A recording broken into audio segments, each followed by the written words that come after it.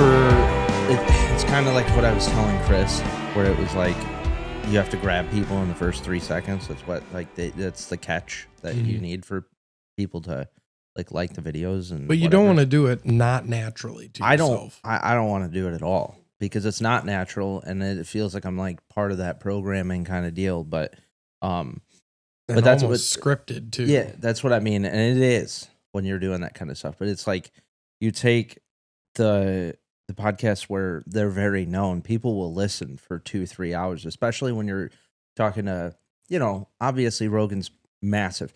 He has professionals coming in talking about specific topics for 3 hours, and I'm sure doctors sometimes, and doctors that know what they're talking about. Yeah, they could come in and they could come in and talk for days probably about all of the things that they know and learn. Us, we're just kind of trying to touch base on small topics until we really keep growing and learning the knowledge. And also, we do got to kind of factor in our age at a point. Yeah. Like, I know we're in our 30s and we're old enough, but also at the same time, we're not. Yeah. Like, we're in the in-between. And I think, I think I spent a lot of time in my 20s, like, dicking off, and like, compared to most guys, working and dicking off. Yeah, working and dicking off for sure. But I just mean, like, for the most part, I didn't spend my 20s taking care of myself or like getting myself back to like an enlightenment stage. It's all been. And if you did, it was just in short spurts, and then work came, and then life came, and exactly. Then it was like, and that's really what it. Yeah, that circle is like really what kept happening until I was like 27, and then things kind of broke for me. Like mentally and everything, and I was like, all right, I need to get shit in order. It took a lot of time. You got to crush down to realize that part, though. Yeah, it's very miserable, but also at the same time, what you need to know is like, this is what needs to be focused on. This is what doesn't need to be focused on. Yeah, you know what I heard is realizing that you need help is the same as realizing that rock bottom has a basement. And like that, I was like, holy shit. Yeah. Because a lot of people will get to rock bottom and you think that there's nowhere else. But there's like that little increment where it's like you're further than rock bottom and you're looking up and like you're looking up at it and you go, oh man, I've gone all the way past rock bottom. And that, at least for me, with that and the people who were around me trying to get me the help that I needed, that really pushed me into being more productive and working on myself. Yeah. And I'm not perfect at it even to this day. And you're not going to be done working on yourself. And that's something you, Chris, Matt, Nate have talked about on here. And that's the whole point of everything on here is we're never going to be done working on ourselves. No, it's just the point of you have to stay self-aware enough to say, hey, what I'm doing right now might not be positive. What I'm doing right now might be positive. You just have to ask yourself a lot of questions. And that's what being self-aware is.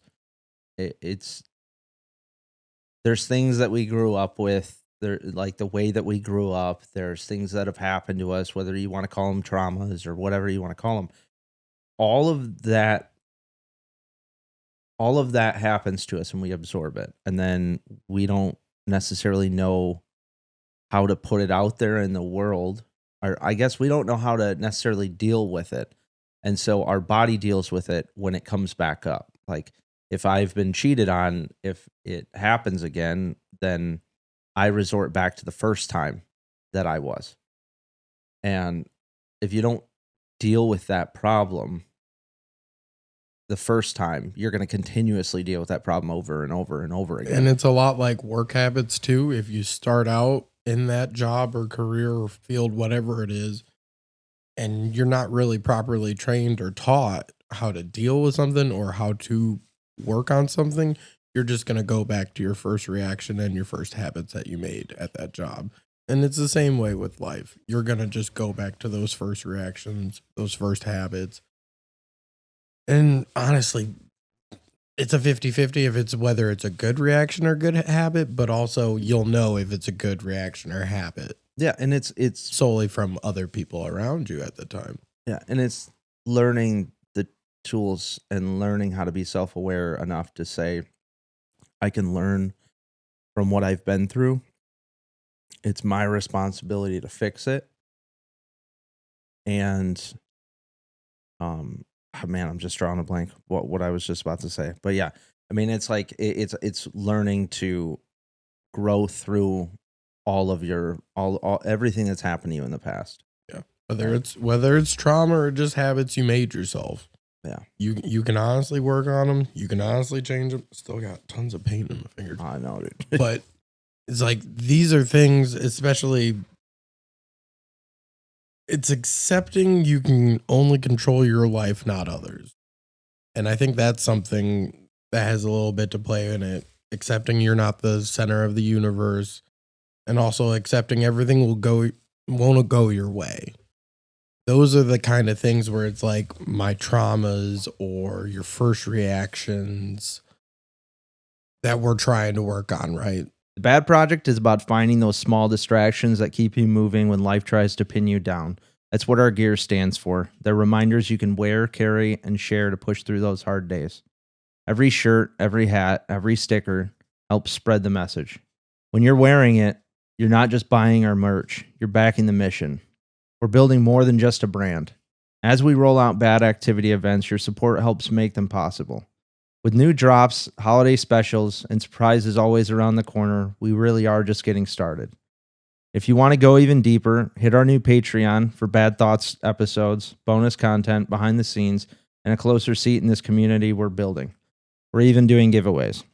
So check out the gear at thebadproject.com. Hit our Patreon and follow us on all the socials to stay locked in. This movement's only growing, and you're going to be a part of it. Thanks for everything you guys are doing. Love you all. Really just voicing the fact that we just want to help people.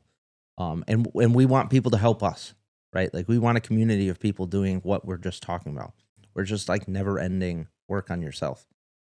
Because if an entire community can work on themselves, it'll fix a lot of problems, like with communication between each other, with communication with the outside world. Like, in general, you getting together with like-minded people who want a positive goal, there's no stopping that once it happens. Like, positive people, I always say good people find good people. Especially when I'm talking about bad. You know, I'll have people be like, oh, how are things going? How are this? And, you know, to me, I want to be like, if they can remember that and at least know that you're doing this and care about this, that kind of gives you a feeling that they're one of those good people, kind of. Yeah. Well, that's like, I always want to say, because my brain like automatically tries to hit that negative, because I'm still trying to reframe things. Right. So it doesn't happen overnight that I reframe everything into a positive. I have to work on that daily. And so my brain immediately, when someone goes, hey, how's the podcast going? Hey, how are you doing? You know, and I want to go, oh, we're not getting a whole lot of views. You know, I'm dealing with the algorithms and these SEO shit for the website. And like, and if you know that when we're talking here, you got to know that too when we're not in front of these cameras and these microphones. You got to know that you're already doing everything you can. Yeah. Not just for the podcast, but for fucking all of us. Yeah. Like, he's honestly Adam Sandler right now. He's trying to make sure I got a job, Nate's got a job, Quinter's got a job, Matt's got a job. And then doing this out at the same time is like, you're going to have to give yourself some grace. You're going to have to give yourself a little bit of a pat on the back, man.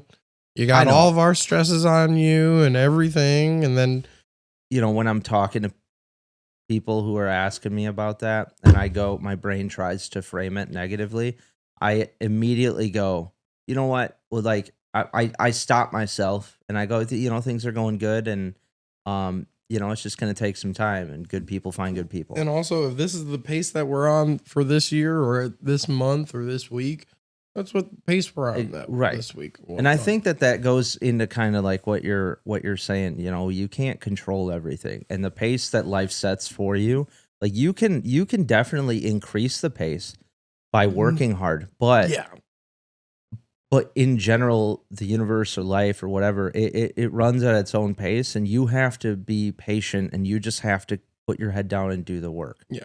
And a big be thing grateful I might need to as well. Cut you off on is the difference between working hard and working smarter. Some people are taking the working smarter as a shortcut, lazy way, kind of like a skeeve ball move, and it's really it's a way of, in my mind, working smarter is a way of pacing yourself, not jumping ahead, not getting too forward and getting your hopes up and a million things. Working hard is great and it's smart because you're just focusing on the work, but also at the same time you're working hard. You're learning the steps along the way. Yeah, you're learning those steps along the way, which is like crucial because you can work, like you can work smarter and like, you know, take the necessarily and hard at the same time. Right. If you're not learning the steps, again, it goes, you know, we just go right back. When you're reverted back to the main problem, you have to, like, you skipped all those steps in between. Yeah. So I found myself doing that with the business and with, you know, everything in general. Like, if I skip steps in order to get to the goal, I haven't earned my way there.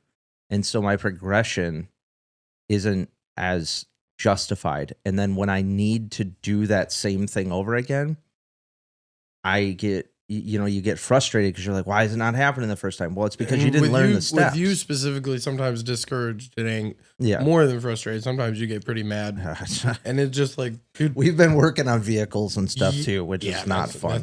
That's like, it's almost like mixing painting with vehicles. That's a number. It's like a necessary thing to do when you're working on vehicles is just get angry and let it all out. However, call the inanimate machine a name. And if you've ever worked on vehicles before, especially when friends get together and you're working on vehicles, it's like, surprisingly enough, I have been the one to be like, you need to go for a walk. Like, you need to take a step and go for a walk, get away. With the Hyundai yesterday. Yeah, it was rough, but watched him pull his hood up 2 different times just to put it back down because he's stressing so bad. Like, but you know, like, again, I overloaded myself. Okay. And so instead of just talking about like me, it's the tools that I need to do to get myself reorganized and re-engaged back in the game of the path that we're trying to go down. And that's okay that I get to a place of being overwhelmed because I learn things not just in the sunshine, I learn things in the rain too. And my body and the way that my mental state is being bipolar is I do go up and down. And if I'm not on a routine, even when taking my medication, I can still go up and down. And if I'm perfect all the time, I'm never going to learn how to grow. And so by taking this other job in order to get money, well, the moment I take one, 3 others pop up. And my brain goes, oh, get the work while you can. But in reality, my learning lesson is do this one, you're overloading yourself. And right? That's where it's a big part of, you got to accept you can only control what you can control. Yeah. And if it's only one job at a time, you got to just do that one damn job at a time. And we're going to have to properly plan and prepare and weigh out options for that time frame of that job specifically, because especially with being a contractor and owning a damn company, everything's got to be planned out. From what I've learned being around you guys, everything's got to be planned out. Yeah. But then in construction too, like everything fucks off in the air.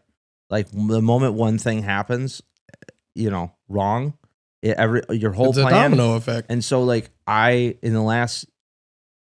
have to remember myself that in the last 10 years, I have been skyrocketed, stressed out, trying to figure out how to maneuver myself out of working for somebody else. Even though the person that I'm working for I'm like super grateful for. Taught me everything, paid for me to learn everything. Like, but I've never been one to want to work for anybody but myself because I am the sole determining factor on if the work gets done or if I have work or not. And in construction, you don't always have work. And if you're leaning on somebody else, if you're leaning on somebody else to get you the work, it doesn't always come, especially when that person has 7 other people working for them. So I didn't want to rely. And that's something that's completely out of your control when you're leaning on somebody else. And so I wanted something to be in my control that could be in my control. So not just that, but for, so I worked for somebody else and I worked on other jobs. So I consistently worked 60 hours, 80 hours a week, and then down to 20 if I didn't have work, and like 80. And so it's always been an up and down my entire life. There's no way you can make a whole routine out of that, especially when you're jumping from 20 hours to 80 hours. Yep. And so mega changes happen within that 1 week. Yeah. So like the last, 4 years, the last like 4 years, I still have been taking on jobs and stuff. But 2 years ago, we left completely to go do our own work. And that was a whole stressful thing. But also I'm grateful for everything that I've been through because I've learned so much. I've learned so much about how to run a business, definitely how not to. I have to write contracts and stuff to cover my own ass because unfortunately it's a, dog eat dog world. And if you're dealing with a contractor, sometimes dealing with millions of dollars worth of equipment, supplies, and labor. If you're dealing with a contractor who's been around, they know how to cover their ass and they know how to put it all on you. And I learned that. But in learning that, I go, oh man, I don't want to be in this game because this is just another game of money. Just another game of if there's a person you're in control of now. If there's a person in between, they're trying to save as much money between the owner and you as possible so they can keep the big change. Yeah. So I learned all of this, right? And I pushed through. I pushed through and we started this, and I'm trying to do this solely from my heart. And so when we talk about like I have to grab the attention span of people in 3 seconds, or I have to create content that people will immediately jump at. It just shows that there's a societal mess. And it's a disingenuine kind of approach to this, especially when you want it coming from your heart, be in a real place. Then when it turns into that disingenuous kind of thing, that's when we're not living anything like what we're telling people to here.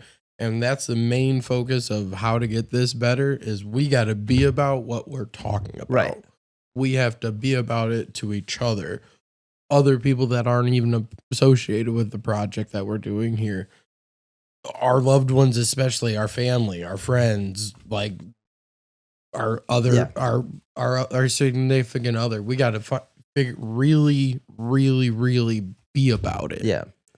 And I truly believe that's how all this will take off is like if we really think about how we're talking to each other, how we're talking to our loved ones, how we're talking to our friends, everyone, and our approach at life, not just with these jobs and work, but just stressing itself. Me, one of my biggest stresses, fucking driving people. Mm-hmm. And it's just like trying to understand I can't control what the hell they're doing on the road. They're on their path. I'm on my path. I can't be trying to tell them from my car, like, hey, you dumbass, get over here. To go into your point of like living this way and like trying to like create that the best action is distraction of like the best action is distraction, not only in a physical way, but in a spiritual way and a mental way. Like creating a distraction of being like, okay, well, hey, I need to help myself. How can I help myself? Would a run work? Would journaling work? Would me meditating work? We all, like the entire team, and it's a fault on me because I'm the leader of this, right? We missed a meeting or whatever, which it's okay because we'll jump back into it, and I know that. But we're trying our best. Everybody in this team is trying to catch everybody in the little increments of negativity, like you are with me, in the little increments of like, hey, that's not a smart decision. Like you should really think through that decision. It's fun because I know you'll do the same thing for me. Exactly. And it's a fun thing because we have a community now, and even though it's only a team of us, right? Well, it's now our job to keep spreading that out. Mm-hmm. And so we work with each other, and we're all checking in. Like, are you reading the books? Are you at least audible it? Yeah, and somebody will call, or I'll say, hey, I'm overwhelmed or whatever, and everybody will talk me down. And like we're all there for each other because we're all creating a community. Of people. Yesterday you were having a panic attack. I had to hug you. Yeah, I know, and it was great. It's like I could tell because your face was starting to get red. You were thinking about this job, wondering what the hell your brother was doing. If Nate was getting on that car, you were stressing about 4 things in 10 seconds. Yeah, and but that's what I mean. Like having a community around you, and like this community didn't just like it's all been separate until I was like, I think we need everybody together, working on this stuff together and keeping track of each other together. Like this whole togetherness is a huge key to helping society get over this mental health struggle and this mental health wall that people aren't taking care of themselves. A lot of it is the fact that they're not together. A lot of it is the fact, and me and Chris talked about this. A lot of it is the fact that we feel so disconnected with an individual only because we're stuck on our phone, only because we're in our head thinking. I saw this video the other day, and it was this guy talking, and he had this lady up on the stage, and he goes, "What do you think he's thinking about?" And he said something that had nothing to do with her, but her initial thought was, he's judging me by the way he looks. And this is the part that really got me. So she goes, or the guy, organizing the whole thing goes to the lady, "What do you think he's thinking about?" And she goes, "I think he's judging me for my looks." And he's like, "What were you thinking?" And he goes, "Honestly, I'm so disassociated from what's going on right now. I was in my own head, and like I don't even know what you just asked me." And like I was like, that right there, that's the point. But he did it like with 5 other people, and all of her thoughts were immediately negative as to what those people were thinking about her. Yeah. Everybody else was like, "I like your earrings." And like nobody hesitated. Nobody was like, "Oh, I was thinking something negative." But like, and that's one of the things I wanted to talk about was just like accepting you are not the center of the universe. Some people need to understand that you are not the center of the universe. You might be in a relationship, someone loves you, and they're 100% loyal and faithful. You are not their biggest freaking concern at that point in time. No. All right? They got their own life. They got their own bills. They got their own health and stuff they got to worry about. And when you have teammates and a significant other, like that's great, right? But when that teammate... Have a support system. Right. You want that support system. But also when, when you have that support system, it's not necessarily it's your job to support your significant other, but it's not always your job to fix the things that they have going on. Again, like you can have the conversations and be like, "Hey, I think," you can bring it up to them. But you have to understand that it's still their responsibility to fix it. And you can't put all the weight on you to fix the issues of the other person or what the other person is going through. And also having the right mind frame and I guess approach is what I really want to say when it comes to that. When it's a friend, support system, or significant other, is sometimes some people will take things in a harsher way than you mean. So that's when you really got to think about approach and tone. 100%. And letting them know, I'm not mad at you. I'm mostly just mad at myself. Just letting them know that. And big thing is just tone. Yeah. To me in this day and age is tone goes a very long way. Mm-hmm. Volume of how you say things, what you say, how you say it in some ways. Some people will take it as a double-edged sword or a different meaning. And it's like, no, I literally just meant what I said. Yeah. Maybe I didn't say it the nicest way. And there's the concept of that is there's 2 sides of that, right? There's the way that you give the tone out.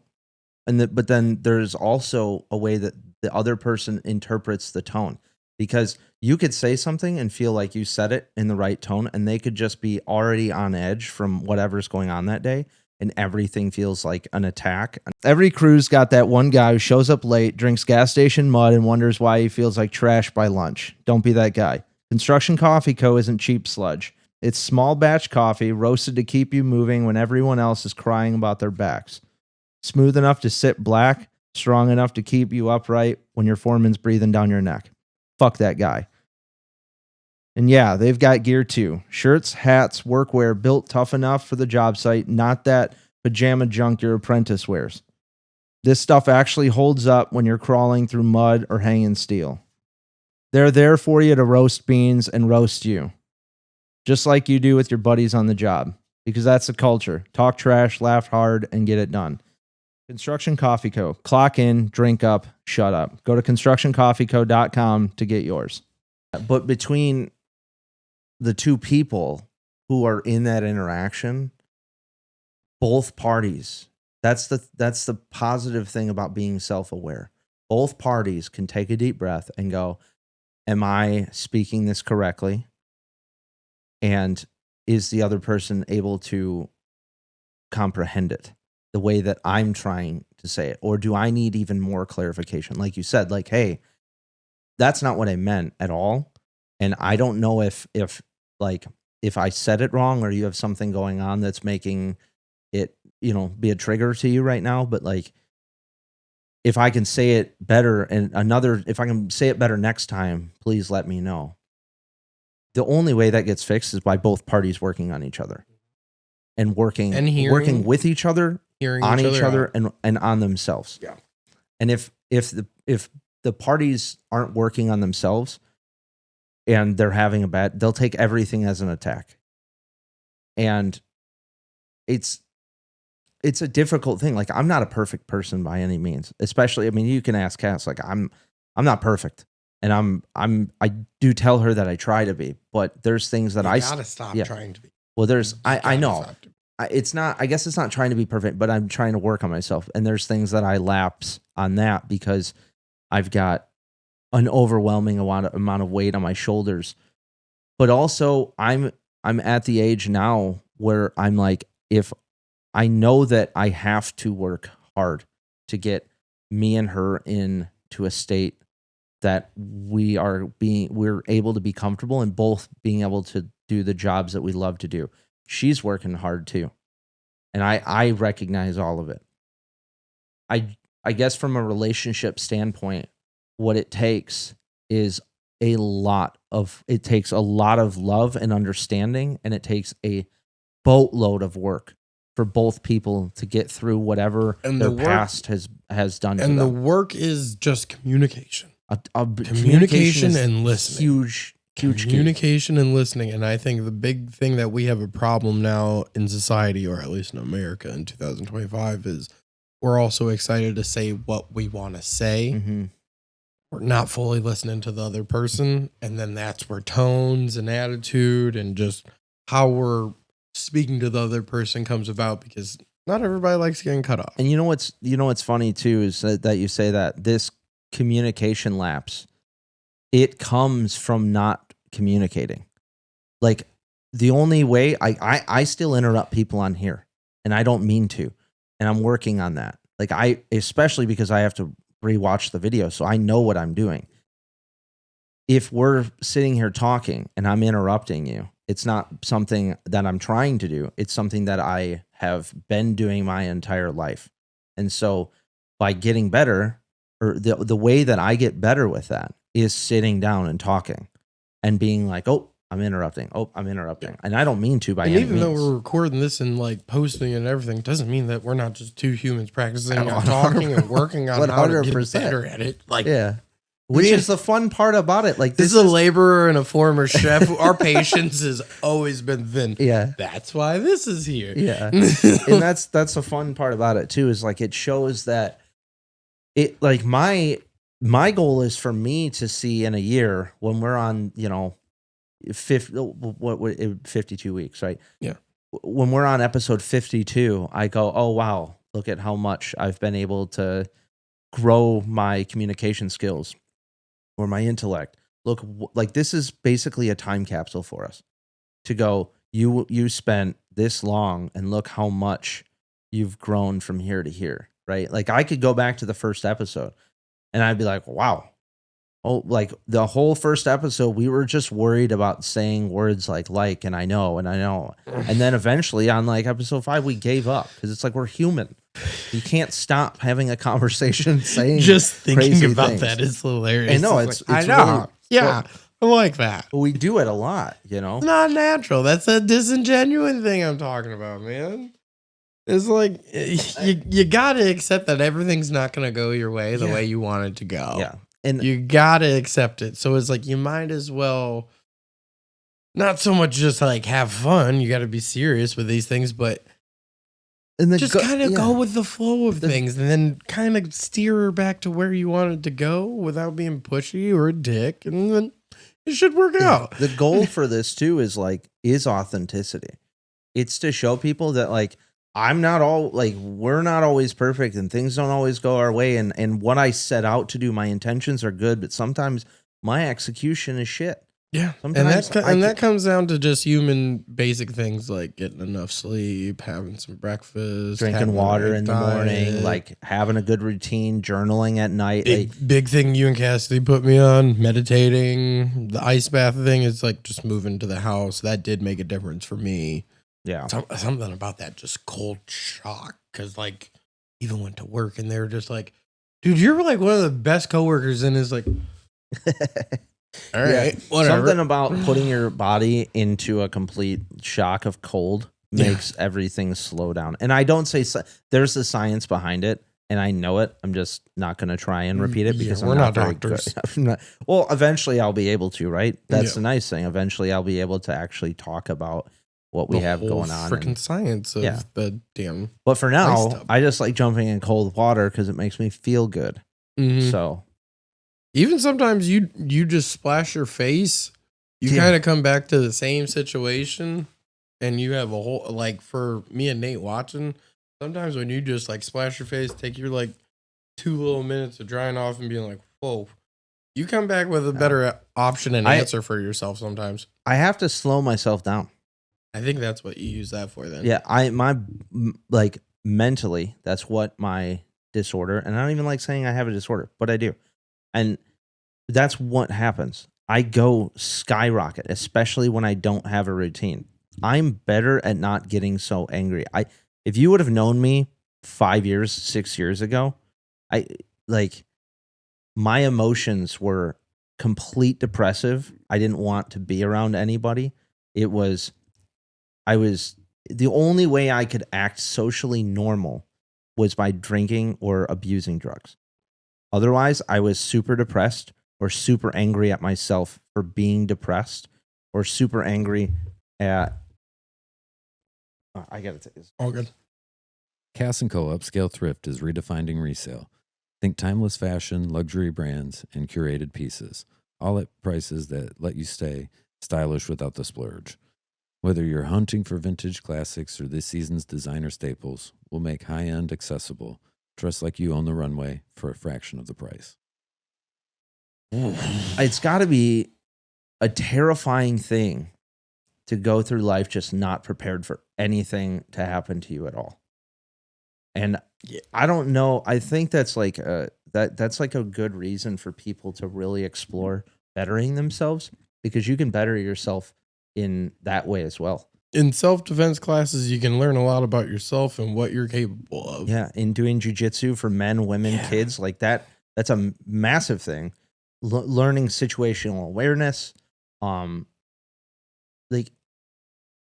it's something that's just ingrained in me, and it's not great for me all the time. I almost can't relax in social situations because I'm always watching what people are doing and waiting for something to fall apart and to see it. And it's not, and that's waves of it start coming at you. And then from there, just like, all right. But I know from hanging out with you, you do the same thing sometimes. Like we can relax when we're around the right people. Not even in military, and I still count exits. Yeah. But I'm it's so funny. Not even in military. I can't sit down in a restaurant without like being able to look at everything. And it's like it's not that I'm worried for myself. It's what I'm worried for the people around me. I'm worried for everybody around me. And it's like, I don't know what puts it in me that makes me feel like I need to be a protector of people, but especially sometimes it's just I something you're born with. And it's just like, they can bring up science and Scientology or like astrology and all that kind of stuff. Is just like, sometimes it's just how you were raised and how you are as a person naturally of your own moral compass. Yeah. So it's just like, your moral compass is very much just like, I got to take care of people. Yeah. That's where it is. I mean, and you're never going to be able to stop it, but yeah. you got to control it. Yeah. And you're not even going to control it that well, but it just like, just be aware of it. You know you got it. You know you got that burden. Compromise it. You know you can't be paranoid and being like, oh, like our old boy, where it's like, got to take the piece with me wherever I go. But also at the same time is like, that is a good thing. Have the piece. I don't have my CPL, you know, and like I need to get it, but I've also illegally carried. There's a lot of people that do. It's my constitutional right. And frankly, I don't care if a state goes, hey, you can't do that, because that state doesn't give a shit if I'm dead or not. Yeah. And so I would say the whole damn country doesn't care if you're dead or not. Yeah. And I might go to jail, or I might like whatever, you know, but I'm alive and the people around me are alive. And you know what? If that's why we do it. If it takes me illegally carrying a firearm in order for me to protect, I'm not using it negligently. I'm not brandishing, you know, I'm not doing something stupid. Running into a damn school with it. It's directly to protect myself and the people around me. And it's all I have to do is get a piece of paper that says that I went to a class and I shot a target 20 times, which is fine. That's me procrastinating, and I don't feel the necessity to do it, because I don't believe in the fact that a state or a government can tell me that I can't carry a firearm how I wish to carry my firearm.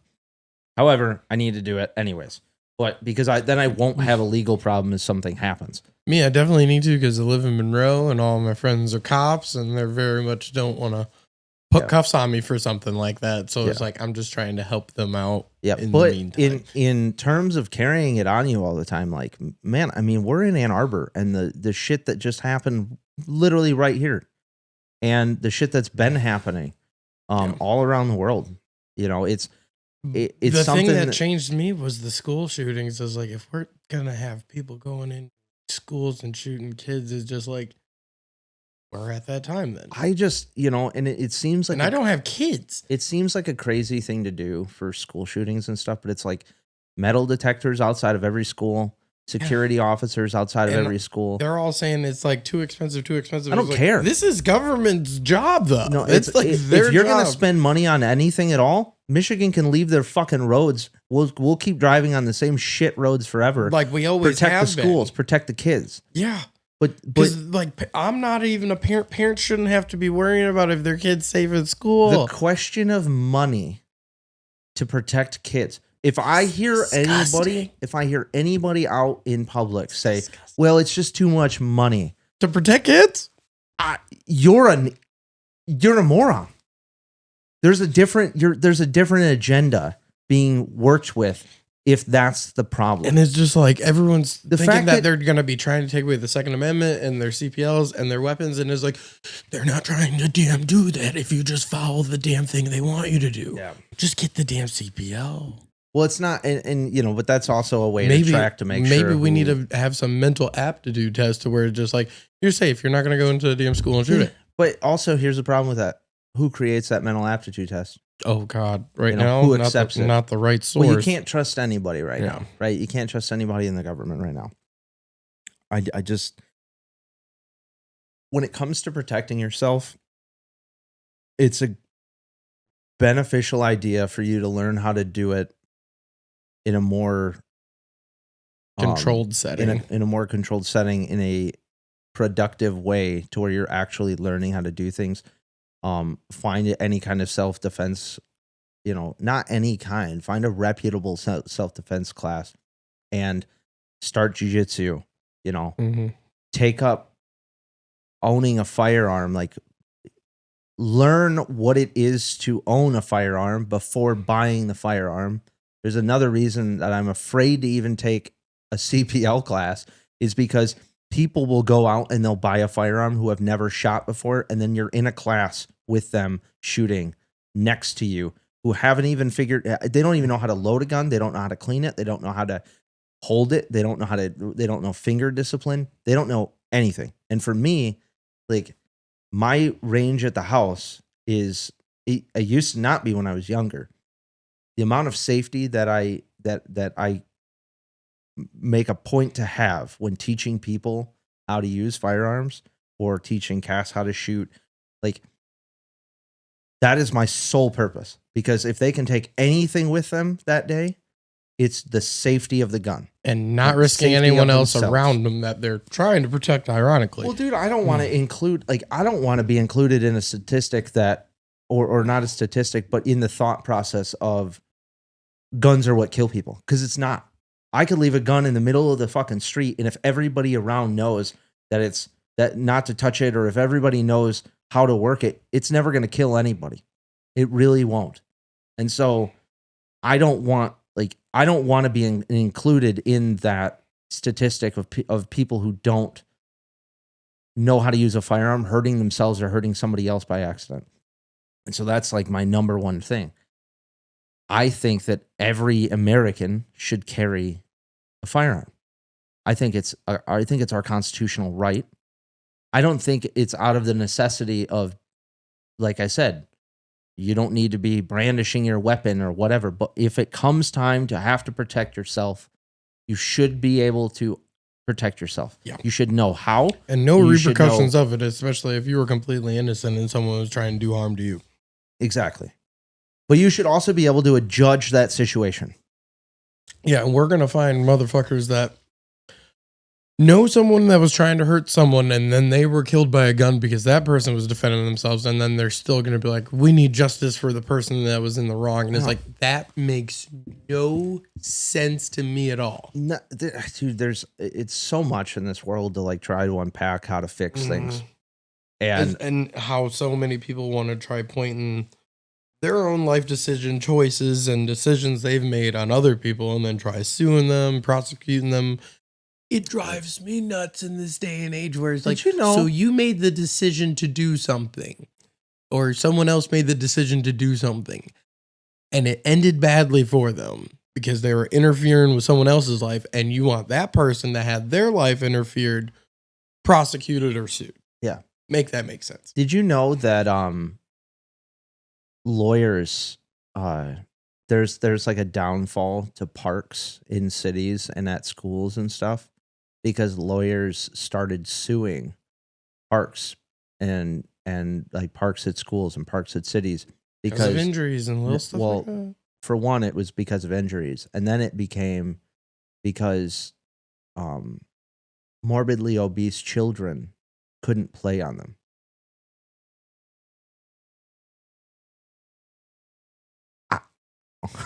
It was at that point that I was like, do I give up on society?